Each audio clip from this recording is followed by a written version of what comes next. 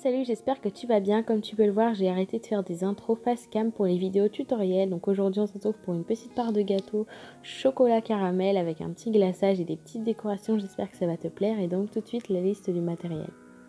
Donc tu auras besoin d'un rouleau, d'une aiguille, d'un dotting tool, d'une pince pour attraper les différents éléments, de lame.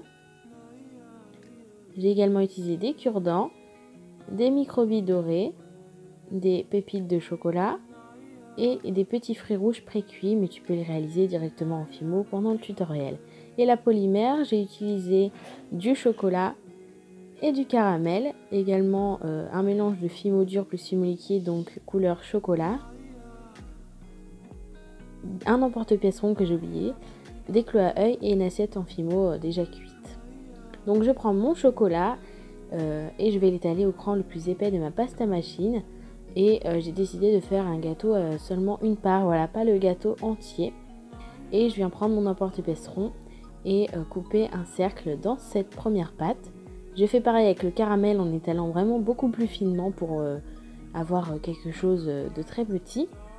Et je viens ensuite recouper avec mon emporte-pièce le même cercle dans cette seconde pâte.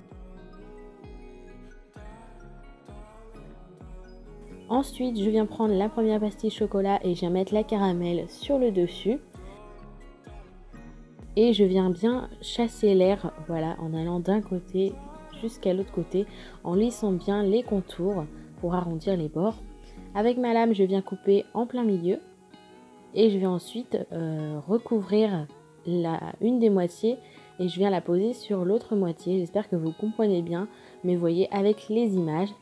Et je recoupe encore une fois cette partie en deux et je viens encore une fois redisposer une des deux moitiés sur la deuxième de cette manière. Et j'ai oublié de vous préciser que je vais enlever une couche de caramel, donc vous voyez au-dessus c'est chocolat, et je recoupe en deux pour faire deux petites parts. Donc vous voyez, il n'y a que 2 lignes de caramel au milieu et 3 lignes de chocolat. Ensuite, je vais venir texturer avec mes différents outils. Donc j'ai pris mon dotting tool pour commencer à faire ma texture. Donc j'ai texturé seulement la partie chocolat. Et ensuite, je suis revenue prendre un autre outil, donc mon aiguille en l'occurrence. Et je vais faire vraiment cet effet de gâteau, ces petites miettes que l'on a souvent sur les gâteaux.